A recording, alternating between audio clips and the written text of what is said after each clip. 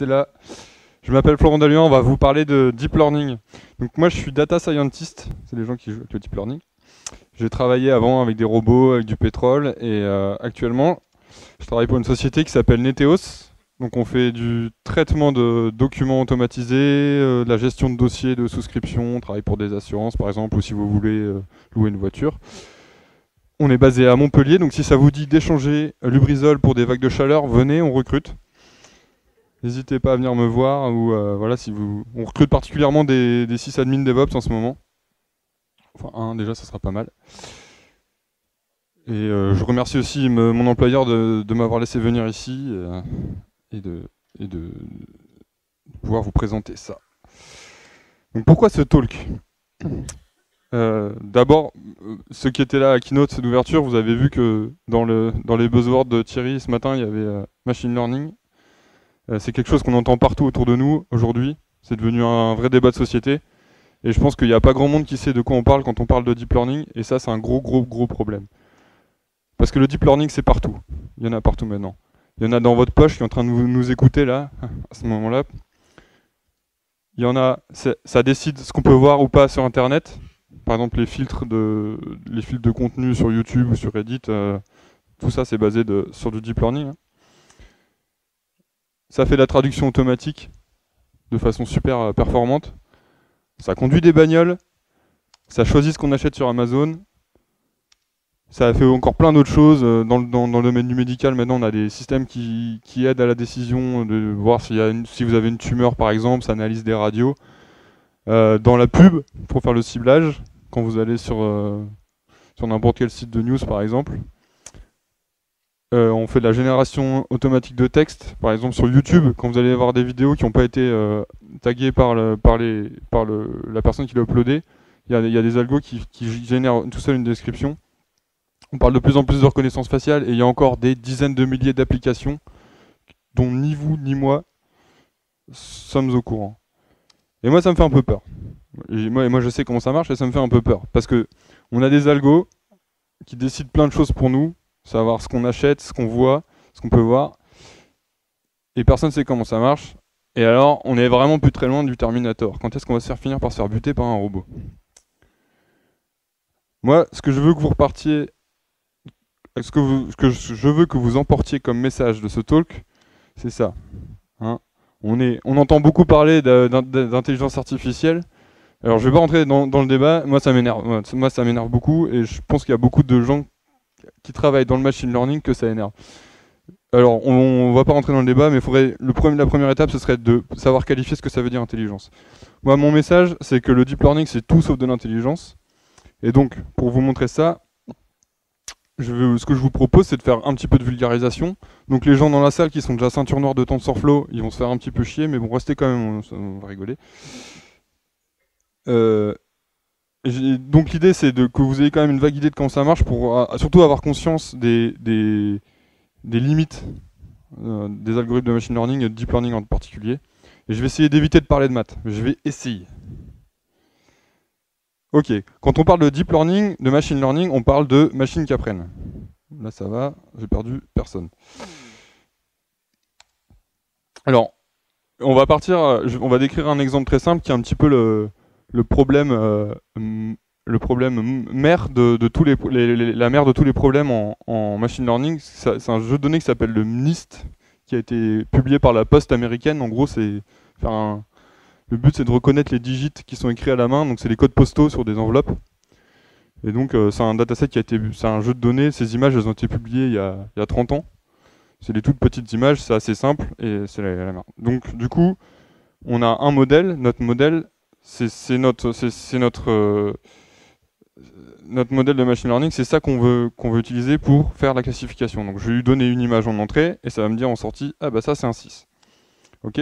Donc on a deux façons, deux grandes philosophies pour construire ce genre de modèle. La première, ce serait de le pré-câbler.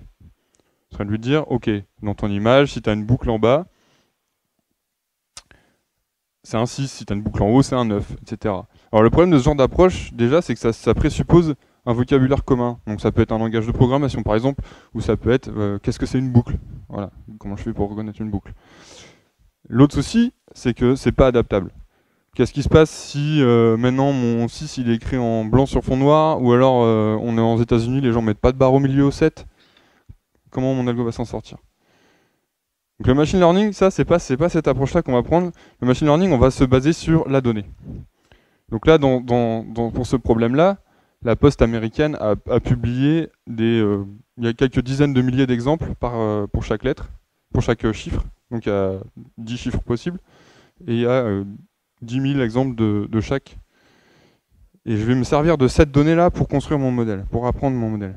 Et l'idée, c'est qu'on va avoir une approche un peu itérative. Donc, je pars avec mon modèle initialisé complètement aléatoirement, qui va faire que de la merde.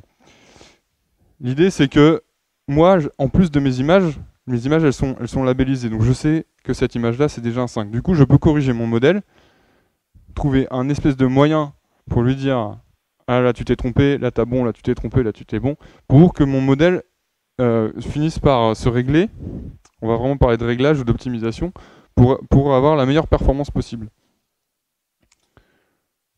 Donc ça, comment ça peut marcher, ce genre de truc? Donc la première idée, c'est que déjà, si la façon que j'ai de corriger mon modèle elle est binaire, si c'est juste « Ah, tu t'es planté », c'est pas... Ça, je donne pas assez d'infos à mon modèle pour qu'il puisse devenir meilleur. Donc, il faut déjà trouver une façon, comment on fait pour apporter un retour, un feedback utile à un modèle mathématique pour qu'il devienne meilleur. Ça, c'est la première grande idée du machine learning.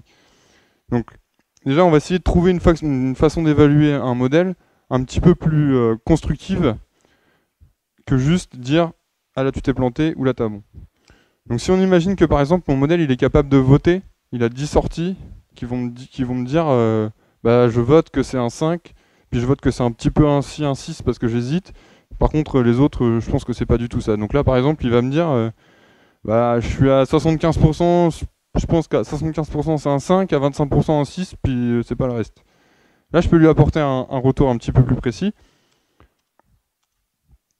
en lui disant ok tu t'es planté, mais quand même, tu avais déjà un petit peu de sortie sur le 6, donc c'est pas si mal. Je te donne ce score-là. Donc, il y a plein de façons de construire un score avec toutes ces grandeurs-là, mais là, je peux dire, par exemple, je fais la somme de tous les endroits où tu t'es planté en négatif, et la somme de tous les endroits où tu avais bon en positif. Donc, le truc, c'est qu'avec ce genre de fonction, le modèle peut se dire, ok, si je veux augmenter mon score, là, ce qu'il faut que je fasse, c'est augmenter un petit peu le 6 et baisser un petit peu le 5. Pour cet exemple-là, il faut que j'augmente le 6 et que je baisse le 5. Alors, du coup, quand on voit ça, on se dit que le cœur du machine learning, en général, en fait, c'est un problème d'optimisation. Donc comment je vais ajuster mes paramètres internes à mon modèle pour optimiser mon score sur toutes les images que je vois. Donc comment je fais pour prendre en compte la correction? Donc là, si je me suis planté, quelque part à l'intérieur de mon modèle, je dois avoir quelque chose qui me dit, ok, pour baisser le 5 là, il faut que je monte un petit peu mon curseur du milieu, que je descende un petit peu les deux autres. Et ça s'appelle le gradient. Donc j'ai un modèle que je vais entraîner sur un jeu de données. Et donc ce modèle, il a des paramètres. Donc je sais calculer dans un sens. Donc en donnant une entrée, je sais calculer la sortie. Et dans le sens inverse, j'ai pour changer ma sortie, dans quel sens je change mes paramètres. Ça, c'est le gradient. Et je fais pareil pour toutes mes sorties. Je calcule, et donc j'ai une moyenne de mes réglages à effectuer. Je sais dans quel sens bouger chaque paramètre pour être meilleur sur cette image. Alors, je vais ajuster un tout petit peu les paramètres dans le sens. Je ne vais pas y aller comme un gros bourrin, sinon je vais passer mon temps à oublier ce que j'ai déjà appris à l'image d'avant. Et pour être sûr de ne pas oublier, parce que là j'ai vu un 6 mais je vais oublier le 3. Donc pour être sûr de ne pas oublier, je vais faire ma mise à jour sur plusieurs exemplaires d'un seul coup. Donc je vais calculer la moyenne des mises à jour que je dois faire sur par exemple une dizaine d'images, histoire d'être sûr que dans les 10 images, il y a un petit peu de tout. Il y a un petit peu de 0, un petit peu de 1, un petit peu de 2, un petit peu de 3. Voilà. Ça me permet de ne pas oublier le 3. Donc là, je monte un 3, je calcule mes réglages. Hop, je montre un set, je calcule mes réglages, je moyenne tout ça là en bas. Là. Je sais pas si vous voyez bien au fond, mais bon, l'idée c'est qu'on va, on va moyenner moyenner les réglages à apporter. Et ça, cette façon de faire, ça s'appelle Stochastic Gradient Descent et c'est le cœur du machine learning, du deep learning. C'est vraiment l'algo qui donne qui réalise l'apprentissage et qui permet qu'on ait des modèles qui apprennent. Donc Stochastic Gradient Descent, c'est parce qu'on a un énorme jeu de données d'apprentissage sur lequel on ne peut pas travailler à chaque étape. Donc on en prend une toute petite partie au pif, c'est mon jeu, c'est mon contrôle du moment. Je passe ce petit jeu qu'on appelle le batch à mon modèle qui va évaluer toutes mes imagettes. Je calcule pour chaque imagette. Ok, pour chaque imagette, je me suis toujours un petit peu planté. Dans quel sens il faut que je me règle pour être meilleur sur cette imagette-là? Je fais la moyenne de toutes ces mises à jour. Je mets à jour mes paramètres courants avec un taux d'apprentissage. Donc là aussi, il y a un truc à régler. Il faut y aller doucement, histoire de ne pas oublier, mais quand même un petit peu, parce que sinon, on n'avance pas. Et je reboucle jusqu'à ce que j'arrive plus à devenir meilleur sur les contrôles que je fais. Soit parce que je suis parfait, soit parce que il y a quelque chose il y a du bruit où je pourrais pas devenir meilleur. Voilà, donc stochastique, c'est parce que je prends un petit jeu aléatoirement dans mon gros jeu de données d'apprentissage. Gradient, c'est le truc qui me permet de mettre à jour mes paramètres pour devenir meilleur. Et descent, parce que l'idée, c'est qu'on va dans le sens du gradient pour descendre l'erreur. Monter le score, descendre l'erreur. Donc là, il y a deux trucs essentiels là, sur cette approche-là. Donc il y a deux paramètres essentiels. Il y a le taux d'apprentissage. Donc l'idée, c'est que si je le fais trop fort et que je bouge trop mes paramètres, je vais passer mon temps à osciller, à oublier ce que j'ai vu avant, et au final, en moyenne, je vais être moins bon parce que je vais, à la fin là, à ma 40e itération, j'ai complètement oublié ce que j'ai vu au début. Alors que si je le fixe trop bas, je vais apprendre beaucoup plus lentement, mais par contre, je vais continuer à garder en mémoire ce que j'ai au début et peut-être à la fin devenir meilleur que ce que si je l'avais mis en gros. Donc là, cette courbe d'apprentissage là, c'est un truc que nous on adore quand on fait du machine learning parce que ça, on aime bien, ça monte et tout, ça veut dire que notre modèle il apprend, on est super content. Mais voilà, en la voyant, on peut dire il y a deux paramètres, donc il y a le taux d'apprentissage et aussi il y a la taille du batch. Si je mets des batchs trop petits, si je m'évalue à chaque fois sur 3 exemples, avec un taux d'apprentissage trop grand, ben, je vais passer mon temps à oublier, encore, je me répète, hein, mais je vais passer mon temps à oublier ce que j'ai vu, et du coup je vais jamais vraiment progresser. Le truc c'est que si je prends des batchs trop grands, en temps de calcul ça va être beaucoup plus long, parce que je vais évaluer à chaque fois sur 100, 200 exemplaires, donc il y a un équilibre à trouver entre le temps qu'on est prêt à mettre dans l'apprentissage et la performance qu'on cherche. Ok, donc si on récapitule bien, pour entraîner un modèle en machine learning, on a besoin d'une fonction d'évaluation pertinente, ça c'est le truc le plus dur en fonction du problème. Là on a parlé de classification, donc c'est un problème bien identifié, c'est une image, à quelle classe elle appartient. Mais ça peut être, qu'est-ce que c'est quand je fais par exemple un modèle qui reconnaît du texte ou ce genre de problème un peu plus flou, donc la fonction d'évaluation. Et j'ai besoin d'un modèle qui est capable de s'évaluer, bien sûr, mais aussi qui est capable de me donner un gradient, donc de savoir dans quel sens je bouge mes paramètres pour devenir meilleur. Et bien sûr, j'ai besoin de masse de données. Parce que plus j'en ai, plus mon modèle il va être capable de généraliser. Ok, maintenant, donc ça c'était le machine learning en général, maintenant on rentre dans le deep learning. Donc le deep learning, là on va ouvrir le capot de la tête du robot pour aller voir à quoi ça ressemble le modèle à l'intérieur. Donc si on parle de deep learning, on parle de neurones en général, de réseaux de neurones. Donc là ça va être mon instant un peu dur. Alors quand on parle de neurones en deep learning, on parle d'un modèle mathématique du neurone, on ne parle pas de neurones biologiques. C'est énormément simplifié. Il y a plein de gens qui ont travaillé sur des modèles de neurones vraiment qui essaient de mimer la biologie, mais on s'est aperçu que ça n'avait pas vraiment d'intérêt parce que ça marchait très bien avec un modèle très simple. Donc on parle du perceptron, ça s'appelle. Et l'idée c'est vraiment de simuler à une échelle très grossière le vrai fonctionnement d'un neurone biologique. Alors, en entrée, il a des connexions qui peuvent venir d'autres neurones ou de capteurs, par exemple vos yeux. Ou quand c'est un neurone artificiel, c'est des variables qu'on lui soumet ou des pixels. Ou voilà. Chaque entrée est multipliée par un poids. On somme tout et ça va à la sortie du neurone. Alors les poids, ils peuvent être positifs ou négatifs. Et les poids sont mes paramètres que je vais essayer d'apprendre. Donc si vous vouliez à la partie d'avant, c'est ça que je vais essayer de régler pour devenir meilleur. Donc par exemple, un simple exemple, dans mon neurone à 3 synapses. Donc on va dire que chaque entrée là, c'est une synapse. Si vous avez fait de la bio, c'est une connexion neuronale, c'est une synapse. Donc un neurone à 3 synapses, je peux calculer mes entrées. Donc je multiplie chaque entrée par le poids, hop, je somme tout et je passe en sortie. Qu'est-ce qui se passe si là je me suis gouré? Je voulais pas avoir 0,5 mais 1. Du coup il faut que j'augmente ma sortie pour passer de 0,5 à 1, il faut que je l'augmente. Et bien là c'est tout simple, je reviens en arrière dans mon neurone. Donc s'il faut que je monte en sortie, il faut que je monte avant mon module non linéaire. Il faut que je monte à l'entrée de mon sommateur. Et là, je suis capable de savoir dans quel sens je vais ajuster les poids. Donc le poids en bas, comme mon entrée est positif, il faut que je le monte. Mon poids au milieu, comme mon entrée est positif, il faut que je le monte. Et mon poids en haut, comme mon entrée est négative, pour augmenter augmenter en sortie, il faut que je diminue mon poids. Je ne sais pas si c'est très clair, mais si vous y réfléchissez 2 secondes, ça va tilter.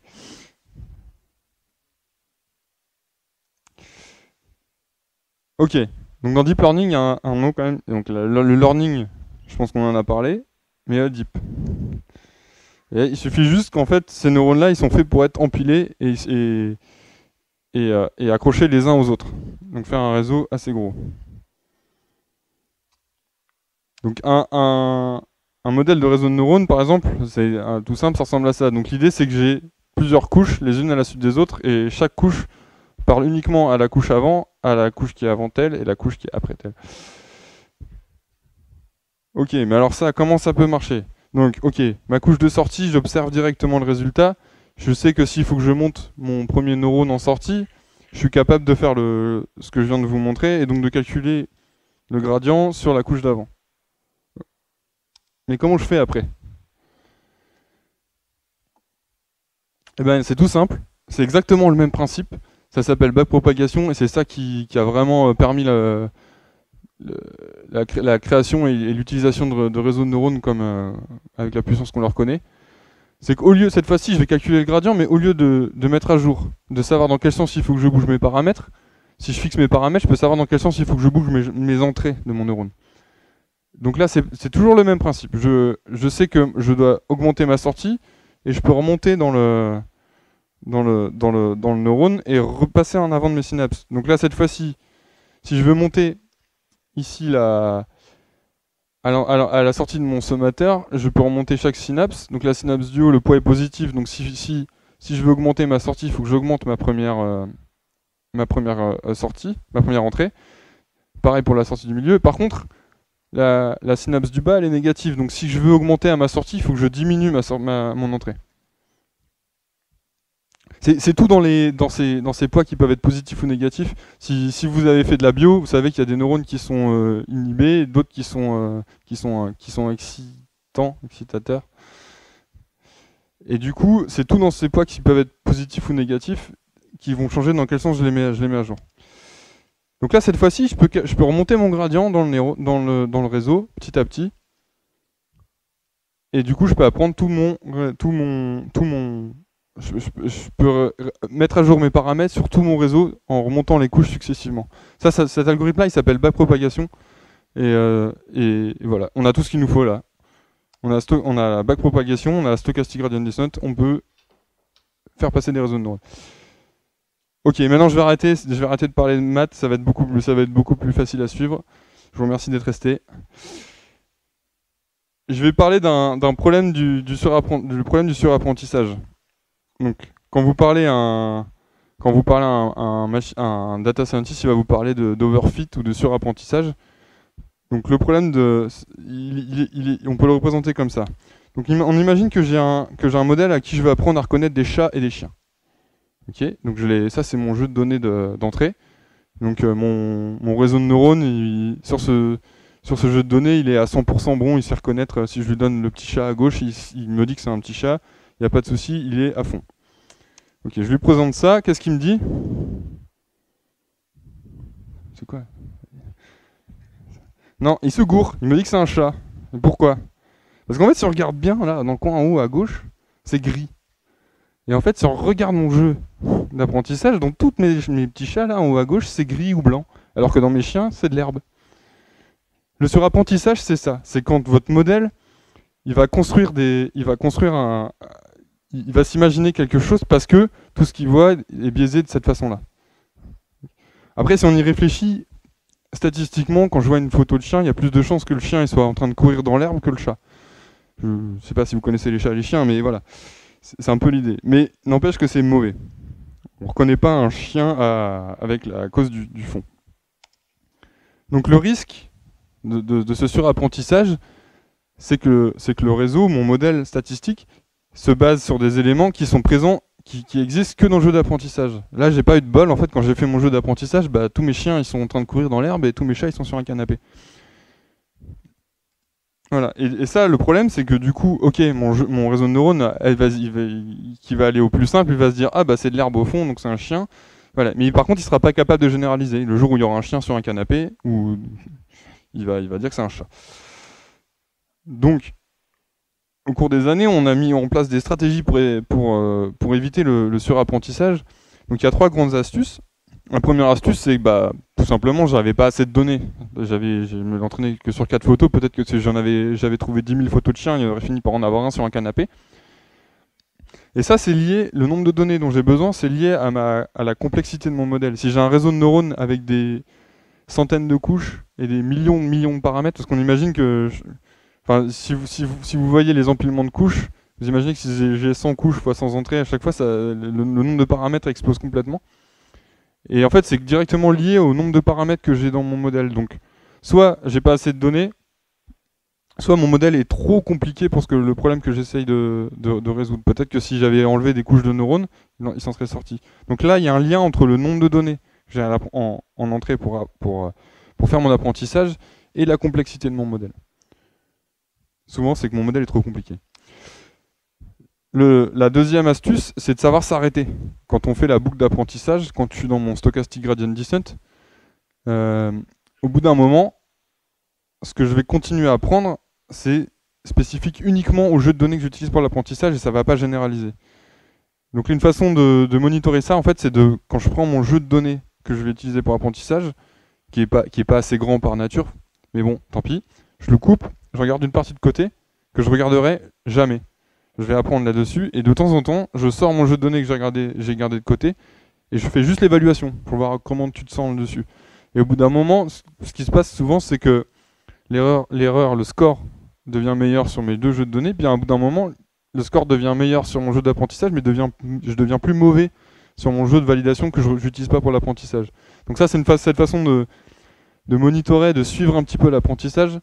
C'est la deuxième astuce. Et la dernière astuce, c'est de forcer mon modèle à considérer l'ensemble de l'image, de ramener un petit peu de science quand même dans le modèle pour le forcer à considérer l'ensemble du modèle. Donc quand on fait du traitement d'image, en ce moment l'état de l'art, c'est des réseaux convolutionnels. Donc en fait, je vais essayer de forcer le réseau à me donner à avoir une représentation interne de l'image. Pas juste des valeurs des pixels, mais de l'image dans sa globalité. Donc pour ça, on utilise un nouveau type de réseau de neurones qui s'appelle les couches de convolution. En fait, c'est pas un nouveau type de réseau de neurones, c'est pareil que ce qu'on vient de voir à la partie d'avant. Sauf qu'au lieu juste de considérer toute l'image d'un coup, il va juste considérer une petite portion. Et c'est le même réseau qui va se balader dans toute l'image, qui va scanner l'image et qui va... si vous avez fait du traitement d'image, on peut considérer qu'en fait ce réseau, ce qu'il va apprendre, c'est un filtre appliqué à l'image. Donc c'est d'ailleurs ce qu'on a vu quand on regarde ce qu'un réseau très compliqué apprend. Donc l'idée c'est qu'il apprenne un filtre et j'apprends plusieurs de ces filtres. Et là par exemple on va dire qu'il y en a un qui apprend à détecter les fronts horizontaux, donc quand est-ce que j'ai un trait vertical dans mon image, quand est-ce que j'ai un trait horizontal dans l'image, quand est-ce que j'ai un point par exemple. Et en empilant ces couches successives, l'idée c'est qu'on va construire une image qui est plus haut niveau et pas juste les valeurs de pixels. Donc on va forcer le réseau à considérer la globalité de l'image. Donc l'avantage de la couche de convolution, c'est que comme je le disais, ça fait moins de paramètres parce qu'en fait, si on regarde là, chacun de mes couches, elle a beaucoup moins d'entrées vu qu'elle considère qu'une petite partie de l'image, elle a beaucoup moins d'entrées, donc moins de paramètres. Donc elle va mieux généraliser. Voilà, donc ça c'est des exemples de filtres 11 pixels par 11 pixels quand on entraîne un réseau sur des images variées. Et en fait, on s'est aperçu que notre cerveau humain fait exactement la même chose. Dans les premiers neurones que vous avez dans le cortex visuel, eh ben, ils sont sensibles à des fronts en diagonale, verticaux, ils sont sensibles à des changements de couleurs bizarres, et on a exactement le cortex visuel des humains ou des souris d'ailleurs, il fonctionne exactement pareil. Qu'est-ce qui se passe quand on enchaîne plusieurs passes? Donc ça c'est un exemple, je vais essayer de vous montrer là carrément le truc. Donc là si vous allez sur cette URL là, vous pouvez faire exemple chez vous. Donc là c'est un réseau relativement simple qui a été entraîné sur ImageNet. Donc ImageNet en gros on a plein de classes.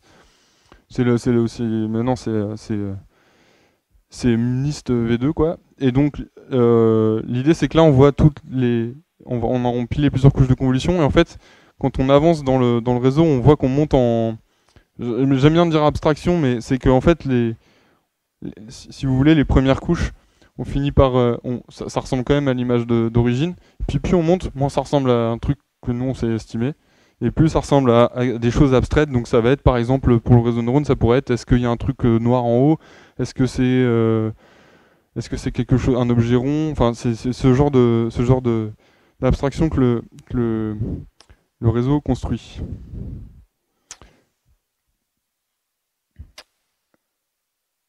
Et ça marche du feu de Dieu. Donc ça, ce réseau-là, là, c'est le premier réseau qu'on a utilisé sur le dataset MNIST. Donc si on revient à mes digits de la poste américaine, donc il y a 5 couches au total. Il s'appelle LeNet 5. Et donc c'est notre grand pape à tous, les data scientists Yann Lequin, en 1998. Ok. Alors je sais pas où vous en étiez en 98, mais moi en 1998 c'est ça. Ok. Mais alors qu'est-ce qu'on a foutu depuis? Parce que c'était il y a plus de 20 ans, si je n'abuse. Eh bien, on a attendu l'ère du big data, donc d'avoir des jeux de données comme ImageNet. ImageNet, c'est 2009 à peu près. C'est 14 millions d'images, 1000 catégories différentes, qui ont permis d'expérimenter plein de choses. On a fait des gros progrès théoriques, et surtout, à la fin des années 2000, il a été possible d'utiliser des GPU, des GPGPU, pour faire des maths et du deep learning. Et du coup, ça a révolutionné les temps de calcul, parce que vous imaginez bien, là, tout ce que vous venez voir, c'est quelque chose qui est massivement parallèle à calculer, et donc un GPU, c'est crucial. Alors, les GPU, j'entendais la question, je te réponds. C'est les cartes graphiques là quand on fait du deep learning, on les utilise pas pour faire de la sortie vidéo, mais en fait, toutes les opérations qu'il y a dans un réseau de neurones, elles peuvent être faites en parallèle. Je peux parcourir toutes mes couches en parallèle, et du coup d'avoir une puce qui permet de faire ça avec des milliers de cœurs de calcul, calculer mon réseau il va beaucoup plus vite, je peux faire des apprentissages beaucoup plus vite, je peux expérimenter beaucoup plus vite, et du coup je peux faire progresser la science beaucoup plus vite. On va maintenant. Donc ça, c'était les réseaux de neurones simples et le problème du surapprentissage. Je vais maintenant vous montrer quelques exemples d'applications contemporaines de réseaux de neurones et des constructions auxquelles on arrive maintenant. Donc maintenant, un réseau de neurones performant, donc un CNN performant qui est capable de marcher sur ImageNet. Donc je rappelle, ImageNet, c'est 14 millions d'images, 100 000 classes possibles.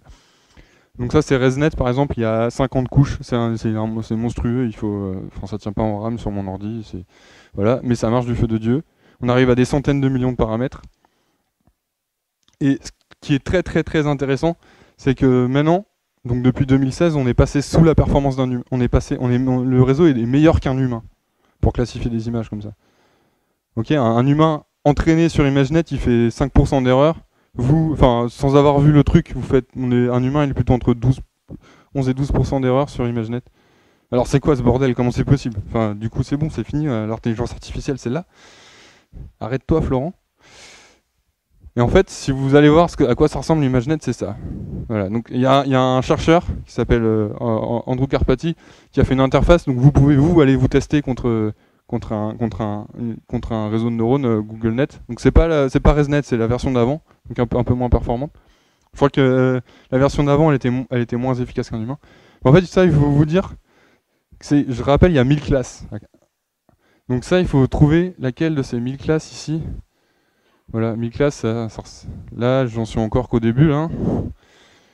Mais bon, voilà, alors je peux essayer de rechercher qu'est-ce que ça peut être. Est-ce qu'il y a un truc pour les ballots de paille dedans? Non, je trouve pas. Voilà. Du coup, c'est pour ça qu'il faut qu'un humain soit entraîné pour connaître les 1000 classes. Et puis, par exemple, notamment dedans, il y a toutes les races de chiens. Alors, moi, je suis pas spécialiste en chiens, je saurais pas différencier un fox terrier d'un labrador, mais voilà, il faut être expert en race de chiens. En fait, ce qui est intéressant, c'est que ce jeu de données, il a été constitué en faisant des recherches Google Images. Donc, ils ont mis au point une liste de 1000 mots-clés.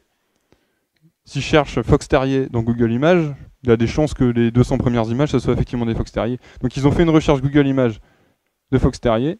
Et après, c'est un humain qui a trié les trucs, qui a vérifié que c'était bien des fox terriers. Mais le problème binaire, il est beaucoup plus facile.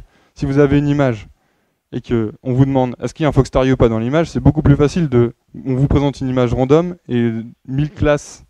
Donc c'est énorme, 1000 classes, il faut les avoir en mémoire. Et donc c'est pour ça que le réseau de neurones arrive à être meilleur que l'humain.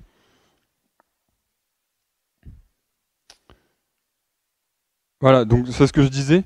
Il faut avoir une expertise. Il y a une expertise qui est pas à la portée de tous les humains, donc savoir reconnaître 120 races de chiens différentes, moi je sais pas. Il faut être capable de mémoriser les 1000 classes potentielles.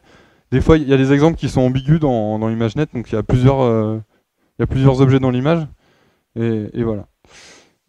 Donc quand on vous parle de machine learning qui atteint des niveaux superhumains, c'est ce genre de truc. On a aussi des niveaux superhumains maintenant dans la reconnaissance faciale.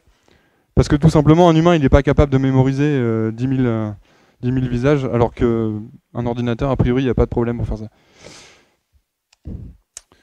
Un autre animal dans mon bestiaire, ce sont les réseaux récurrents. Donc cette fois-ci, on n'a plus juste un modèle où on lui donne une entrée, on a une sortie. On va récupérer une partie de ma sortie pour le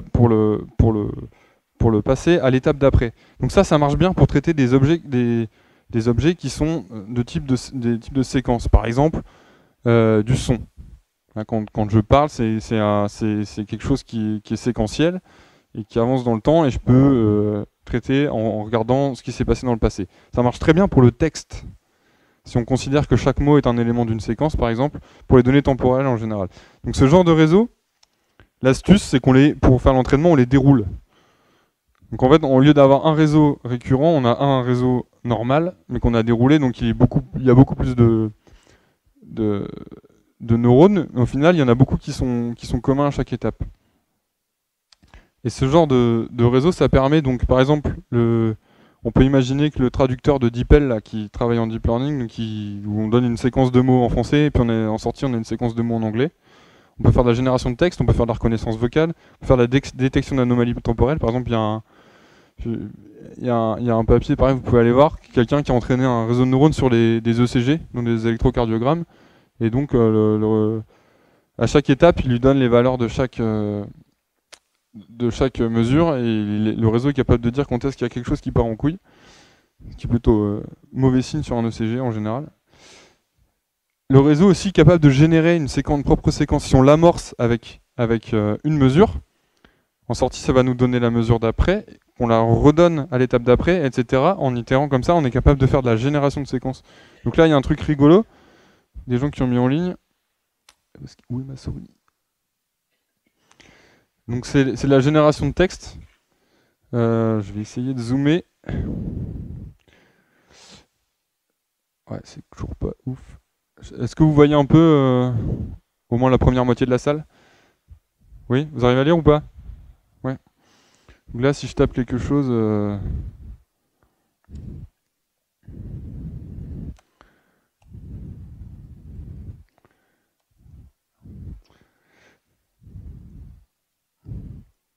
normalement, le réseau complète un truc qui a l'air d'être à peu près de l'anglais. Voilà. C'est super rigolo, vous pouvez écrire des paragraphes entiers avec ce genre de truc. On a aussi on est capable de générer par exemple des articles entiers. Donc ça, c'est ce genre de techno qui est un petit peu inquiétante à l'heure des fake news par exemple. On peut imaginer des robots qui génèrent des dizaines d'articles et qui spamment un peu le truc avec des choses qui, pour un humain comme vous et moi, ont l'air d'être écrits par un humain comme vous et moi. Un autre exemple de réseau sont ce qu'on appelle les GAN. Donc les GAN, c'est Generative Adversarial Network. Donc là, l'idée, c'est qu'en fait, on a deux réseaux. On en a un qui va générer une image, par exemple, qui va générer quelque chose, un texte, une image. Et on en a un qui va essayer de dire ah non, ça c'est un fake ou ça c'est un vrai. Donc on part d'un jeu d'images qui sont vraies. On a notre réseau qui essaie de générer des images et on a notre deuxième donc le réseau générateur. On a notre réseau discriminateur qui va essayer de savoir quand on lui donne une image si elle est fake ou si elle vient du vrai jeu de données. Donc ce genre de truc, ça permet de faire des trucs de dingue, comme ce site qui s'appelle This Person Does Not Exist, qui vous génère des photos réalistes d'humains. Il faut savoir que cet humain n'existe pas, en fait. Il a été généré à partir d'un réseau de neurones qui a appris à partir de plein d'exemples d'images. J'appuie sur F5, je suis un peu en fou, voilà. Toutes ces images, tous ces humains-là toutes ces images-là sont créées. Alors, de temps en temps, on tombe sur des trucs un petit peu chelous, là. Il n'y a pas tout à fait les yeux de la même couleur, le fond est un peu distordu. Mais c'est des photos très réalistes. Je vous encourage à aller faire un tour, c'est à jouer avec ce truc. Le truc aussi, ils ont aussi hacké le truc pour faire des chats, je crois que... Je sais pas si on voit pas le truc en bas, mais... Donc avec ce genre de réseau, ils génèrent des images de chats, ils génèrent Il y a aussi un truc qui génère... Moi j'arrive pas à lire d'ici, mais ils génèrent aussi des épisodes de Friends, des dialogues d'épisodes de Friends. C'est de la folie fou. Voilà. Je vous entoure, le site s'appelle thispersondoesnotexist.com, vous cherchez ça, c'est assez fabuleux. Dans le même délire, avec ces réseaux, on est capable de générer de la vidéo. Donc ça, c'est du transfer learning. En vrai, il a appris à générer des zèbres, et du coup, en appliquant une vidéo, on est capable de transformer un cheval en zèbre. Si vous avez probablement dû déjà voir les fausses peintures générées à partir de photos, c'est le même genre de technologie. Donc là, c'est à base de Generative Adversarial Networks, mais on a une dimension de partir d'une image. Alors, j'espère vous avoir essayé d'au moins de vous mettre dans l'esprit que, en fait, c'est pas vraiment, on est loin de l'intelligence encore. Alors le premier problème du deep learning, c'est que quand on a des réseaux avec des millions de paramètres, on est trop dépendant de masse de données. D'abord, ça coûte, voilà, d'avoir trop de données, ça coûte cher en temps de stockage, en temps de calcul, en temps de choses. Ça coûte cher en validation manuelle. Donc, par exemple, ImageNet, là, ce que j'essaie de vous expliquer, donc ils ont fait une recherche, ok, je cherche Fox Terrier dans Google Images, et ensuite j'ai 500 résultats, et il faut aller dans les 500 résultats éliminer les photos qui ressemblent pas à des Fox Terrier. Donc ça, ils l'ont fait sur Mechanical Turk, mais vous imaginez bien le boulot sympathique d'aller regarder 500 images et de... Voilà. Maintenant, ils ont les CAPTCHA, mais ouais, bon, les CAPTCHA, c'est un autre problème, mais... Enfin, ok, ça c'est pour des images, mais si vous travaillez sur des documents, enfin il y a plein de... Voilà. Il y a encore beaucoup les constitutions de jeux de données sont quand même coûteuses encore. Alors ce qu'on essaye de faire maintenant, c'est d'amorcer une pompe, parce que maintenant qu'on a des réseaux performants, on fait passer le réseau, et puis on vérifie seulement les échantillons où il n'est pas sûr, voilà. Mais bon, c'est quand même beaucoup de boulot. Et le plus gros problème de la dépendance aux données, c'est les biais. Donc un exemple de biais là, c'est mes petits chats et mes petits chiens. Donc il y a un biais, un chien c'est plus souvent dans l'herbe qu'un chat, c'est une vérité je pense statistique. Vous imaginez que typiquement les jeux de données, quand on travaille sur de la reconnaissance faciale, les jeux de données ils sont faits comme ImageNet. On a été tapé Brad Pitt dans Google Images. Et si vous tapez Brad Pitt dans Google Images, il y a des bonnes chances que les 500 premiers résultats ce soit effectivement une photo de Brad Pitt. Et du coup, on a une base de célébrités comme ça, avec du coup, potentiellement des centaines d'images pour chaque par personne. Le problème, c'est que les images les personnalités de départ sont des personnalités connues. Et vous imaginez bien qu'il y a des catégories ethno-sociologiques qui sont moins bien représentées dans les datasets de célébrités. Et c'est un gros problème. Est-ce que mon réseau il va moins bien marcher sur les gens qui sont asiatiques ou qui sont noirs ou qui sont en situation de handicap? C'est un gros problème. Comment je fais pour corriger ça? Est-ce que du coup je vais trafiquer mon jeu de données pour rajouter des asiatiques ou des gens en situation de handicap? Est-ce que moi je vais pas rapporter mon propre biais? Donc c'est un gros problème et tous les algos de machine learning ils sont sensibles à ça. Il y a plein de gens qui travaillent dessus. Par exemple, il y a un autre problème du biais, par exemple, j'ai vu une conf, je faudrait que je la retrouve, mais il y a une équipe à Google qui travaille sur ce genre de choses, sur les discriminations et les biais dans les jeux de données de machine learning, qui parlait des choses qui font de la modération de contenu automatique, donc des commentaires par exemple sur YouTube. Ils se sont rendus compte qu'en fait, personne ne pouvait commenter les vidéos de la Gay Pride parce qu'en fait, tous les exemples qui utilisaient les mots parlant des homosexuels avaient été flagués avant comme offensifs, etc. Et du coup, personne n'avait vérifié ça. Et du coup, toutes les vidéos de la Gay Pride personne ne pouvait commenter parce que ça se faisait forcément catégoriser comme spam, par exemple. Donc ça marche pas magiquement. Voilà. Et le deuxième problème du deep learning, c'est ce que j'appelle le problème de l'inexplicabilité. C'est qu'on a un réseau de neurones, un modèle statistique qui va prendre une décision, qui va vous dire c'est un chat, c'est un chien. Mais on ne sait pas pourquoi il a décidé ça. S'il avait pu nous dire je t'ai dit que c'était un chien parce qu'il n'y a pas le petit carré vert en haut à gauche, ça m'aurait arrangé. Donc, ça aussi c'est pareil, c'est un sujet, il y a énormément de recherches en ce moment, d'essayer de faire des réseaux qui non seulement vont vous donner un résultat, mais aussi seront capables de vous dire comment ils sont arrivés à ce résultat. J'en ai fini là. J'espère que vous repartez avec plus de questions que vous en aviez en arrivant. Si j'ai fait ça, j'ai réussi. D'avoir levé le voile sur les fabuleux secrets. Donc je vous répète, on est encore très loin de Terminator et de l'intelligence artificielle. Et je vous remercie beaucoup.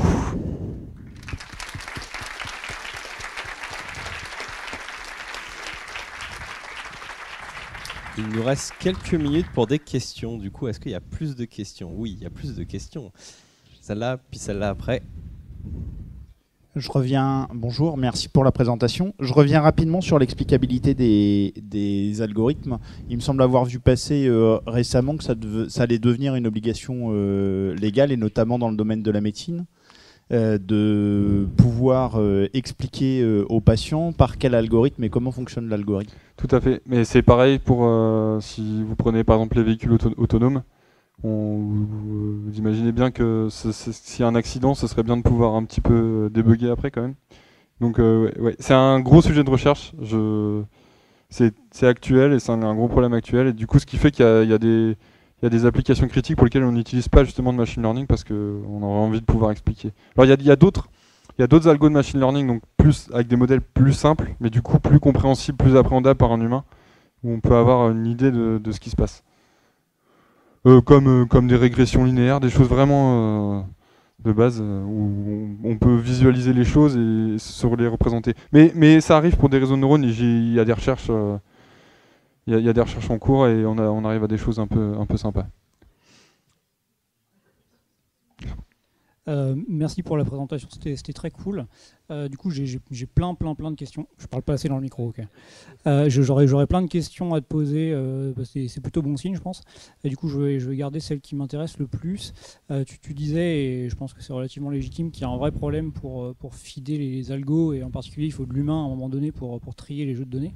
Et du coup, on voit que typiquement Google se cache plus trop de faire avec ces trucs de captcha, de l'apprentissage avec des vrais gens derrière, genre nous.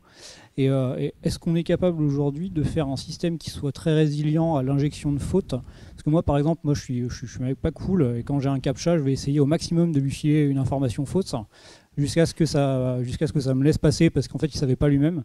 Est-ce que je suis en train de les tuer, ou est-ce que c'est complètement ridicule ce que je suis en train de faire?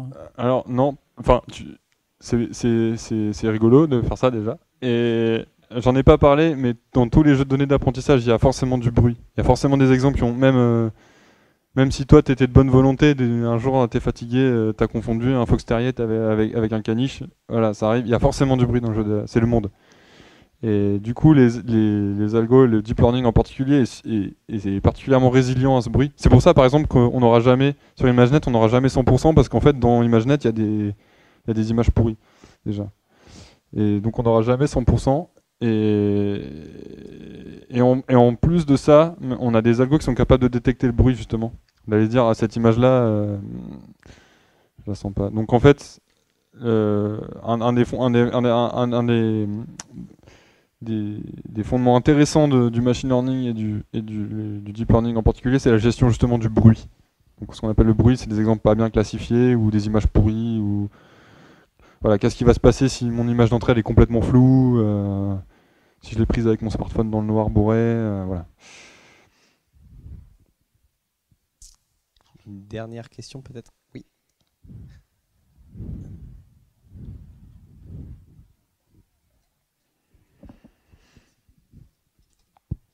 Bonjour, merci. En fait, j'ai eu l'impression que modèle est en rapport avec le nombre de gradients après. Et donc le paramétrage propagation backward, donc la possibilité de correction d'éducation est donc basée sur la modélisation initiale. Alors qui valide la modélisation comme bonne? Alors, c'est le fort du deep learning. C'est justement le modèle est tellement compliqué qu'on se dit, a priori, on se dit que ça est capable de modéliser n'importe quoi en fonction des données. Avec la contrainte que justement, du coup, c'est plus explicable et ce genre de choses. Si tu as un modèle plus simple, tu auras besoin de moins de données pour apprendre, tu arriveras mieux à expliquer ce qui se passe. Mais par contre, tu es obligé de mettre de l'a priori de la science pour se dire, ok, mon truc c'est une loi linéaire, c'est je sais pas quoi, c'est une sinusoïde, donc je vais juste représenter mon apprentissage par une sinusoïde. Je sais pas si ça répond à ta question. Non. Non, c'est justement, ouais, peut-être que c'était pas clair dans mes slides, mais justement, du coup, l'idée c'est que quand on fait du deep learning, la modélisation, elle va être, on n'a aucune idée de comment on va modéliser ça, du coup, on va prendre un truc ultra compliqué avec plein de paramètres, et puis ça va marcher.